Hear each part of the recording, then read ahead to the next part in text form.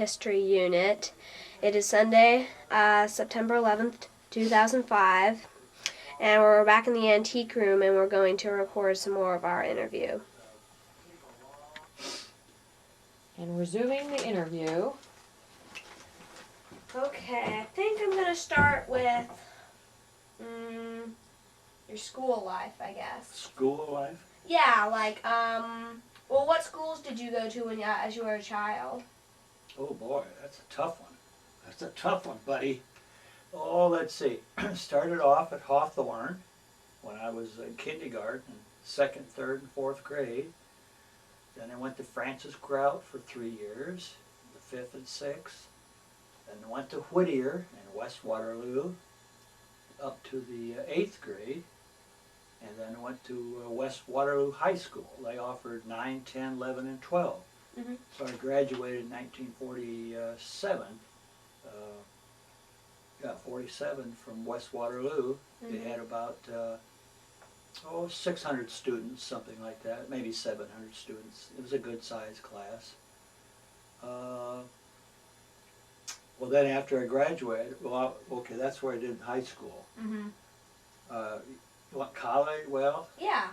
What happened in college? well, so anyway, after high school, I went to a Iowa State Teachers College for a year, but I worked for 6 months first at a factory.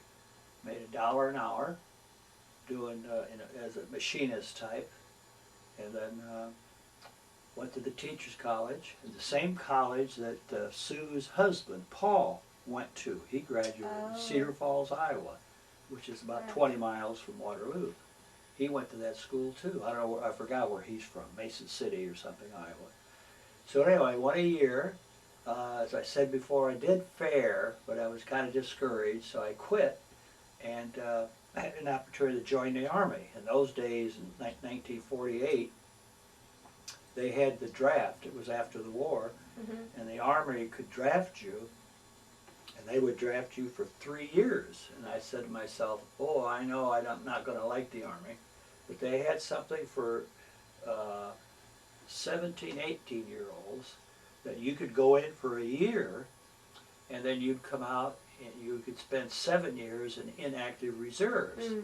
And I thought, boy, that's great. I'll do a year and get out. So I went down to Fort Sill, Oklahoma for a year. I learned how to salute, how to march, and how to do KP, just a general. I was in the infantry. So I got out, and then I came back, and I went back to school. I did about a half a semester, and the Korean War broke out in August of '50.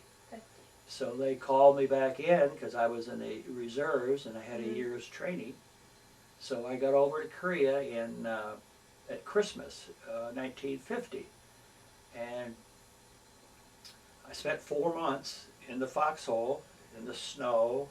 You're always cold, you're always hungry, and you never got into a building. You're always out in the open, always wet.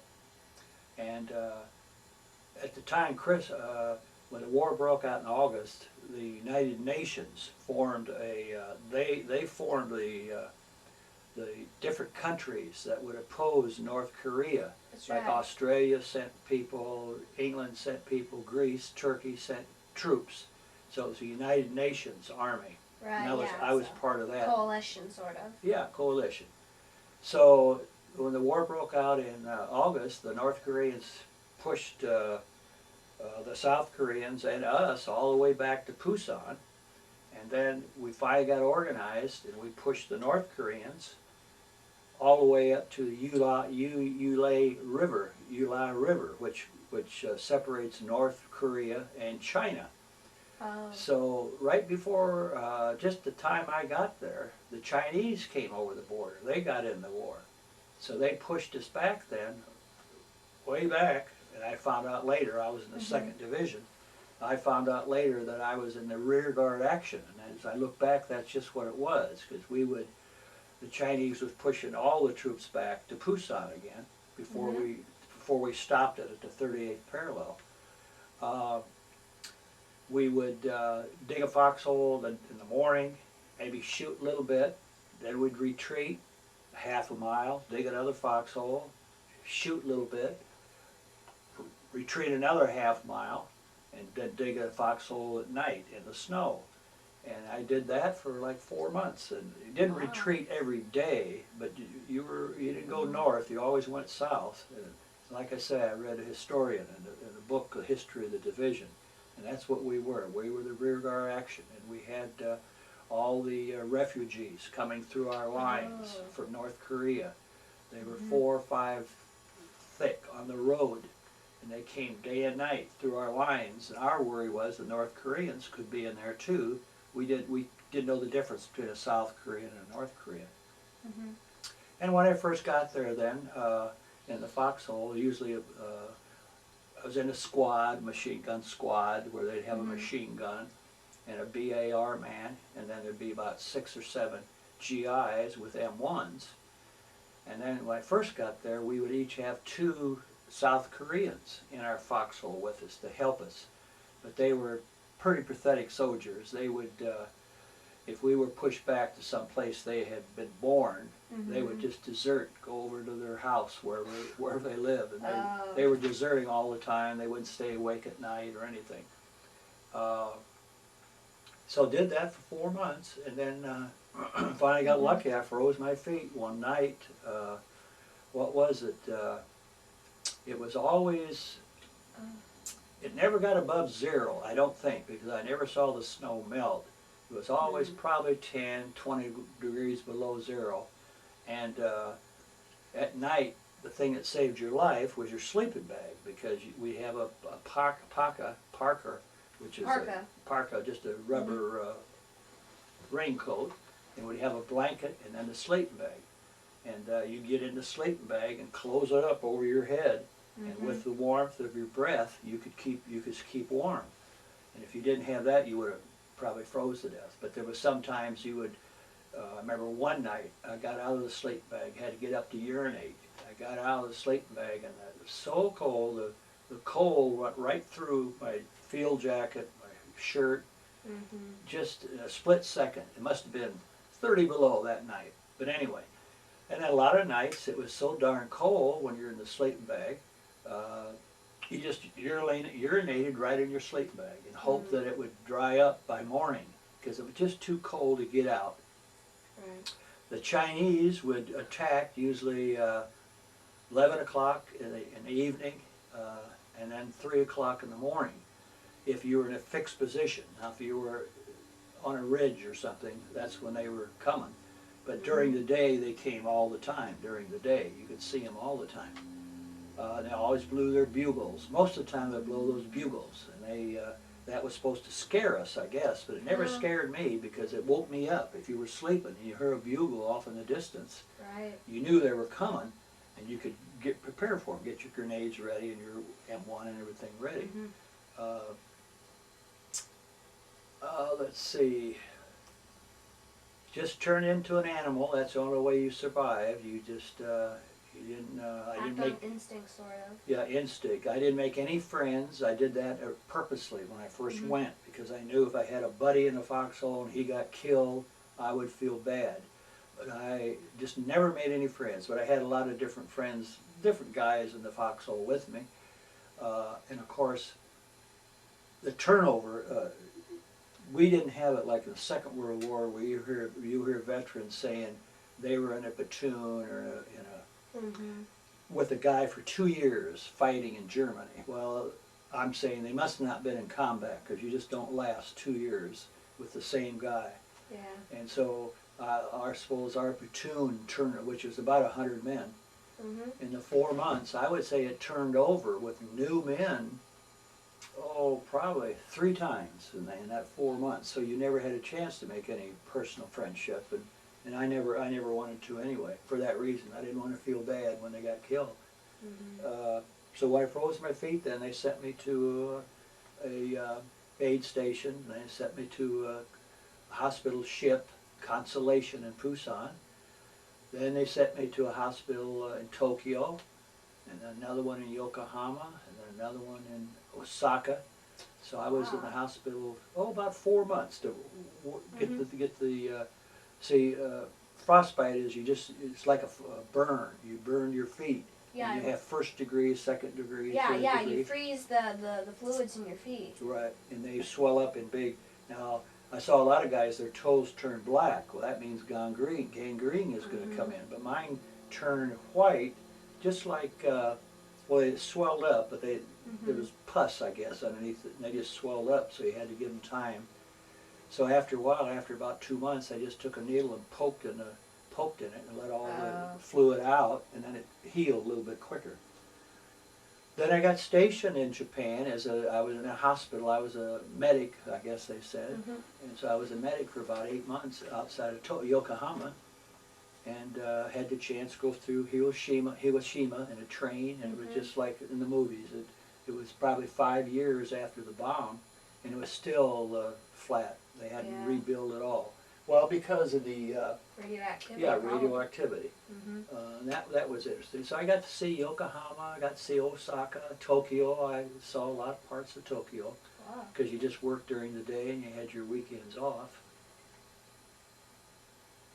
So then they sent me back to discharge me then, I forgot, Fort Ord, California or something. So I spent 2 years together, for first year in Oklahoma and then a year overseas. And that's about the best you can do. I probably couldn't have taken 4 years overseas. It's just too long. Yeah. It's just too long. Just gotta come back to the States, I guess. Yeah, yeah. Okay.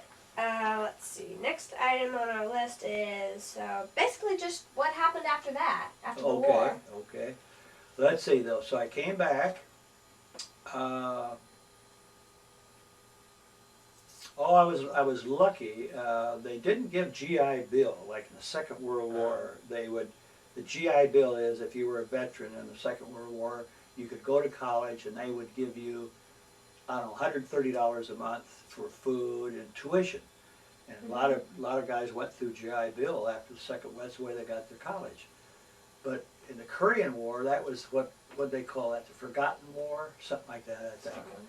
And they didn't have the GI Bill, but I was lucky. Somebody got me on the DAV, Disabled American Veterans, and they said, "Well, why don't you apply for disability for your feet and your hearing?" My hearing went lousy too, because a grenade went off and. Oh, really? Well, it stunned me for a day. Yeah. Anyway, so I went to DAV and we made application, went down to Des Moines, Iowa to the hospital, the Army hospital, and they said, "Sure, we'll give you 10% disability." Because my feet would get they'd hurt every time I got cold up in Iowa. And so they gave me disability. And so with that then, that qualified me to go to college, and they paid my books and tuition, the government, and gave me $90 a month to live on for food, which you could do in those days. So I got the chance to go to the University of Iowa then, and I was there about a year and a half, and I met Grandma in English class. And so I had another year. See, I had 2 years. I went there 2.5 years. So I graduated, and she was going to graduate 6 months after me, the different semester. But she was so much in love that she said, "I can't think, I want to get married." So she quit school with just 1 semester to go. She was in journalism, getting straight A's and all that. So she quit, went back to Grandma Ruth's house in Ottumwa, Iowa, and worked in a packing house, and made money. She was saving money for us to get married. So that was a mistake, but at the time it didn't seem like a mistake. So I graduated, and I went on to work on my master's, and I had my dissertation to do, and I did it, and I gave it to my instructor, and he said, "Oh, that's the worst dissertation I ever saw," because I didn't spend too much time on it. So I decided, well, I'm not going to spend another 6 months here to finish up my master's, because I really don't think I need it at those days, back in the 50s. So I got out of school and went to work for a CPA firm for 6 months. Then I went to work for another CPA firm. In the meantime, we got married. We got married in May of '55, I think it was, or maybe '56. So then we went. I was in Des Moines working for the CPA firm, And then Fletcher came along, and Farrell came along, and Carolyn came along. And then we moved to Kansas City, where I ran a savings and loan. Started a savings and loan and ran it for about 3 years. And then that's where Connie was born, in Kansas City. And then the kids were always sick. They always had an ear infection or nose infection. And well, Kansas, Missouri, they have a lot of wind and a lot of grain in the air. And they were always had respiratory. And I said, this is no way to raise a family. They're always sick. So Fletcher was, I don't know, Carolyn was 4, so Fletcher was 6, I guess. And so I said, let's go to Florida. So I came down here by myself looking for a job, and stayed with Aunt Irene for a while, for a couple of weeks, going all across Florida. Was she already in Florida? Yeah, she had lived in Florida all her life. Oh. So I was hitting savings and loans, because that's where I came from. I had experience. And then some reason I got a hold of a CPA placement service in Orlando, and they said, sure. So they gave me some names of CPAs looking for people. So I came over here to Merritt and met a guy that had been here 2 or 3 years, and he wanted a partner eventually. But in those days, the laws were that I had to work a year for it, and then I could go into partnership. Well, I worked a year for him, and then he had an opportunity to go to Jacksonville for a big company, so I just bought him out. So that's how I got my start. That's how I got my start here. He had 30 or 40 clients before I got here, and then after we got together, we probably had 50 or 60. And then when he left, I had a good basis. I didn't have to just put my name out and wait for customers. So I had a good business. Cindy and Jody was born here. And we love Florida. Never would live any other place. Merritt Island's great too. So I guess that's about it as far as the family history. Yeah. Well, that's good. Smartest thing I did though is marry Grandma. Yeah. Marry Grandma. Good. It sure is.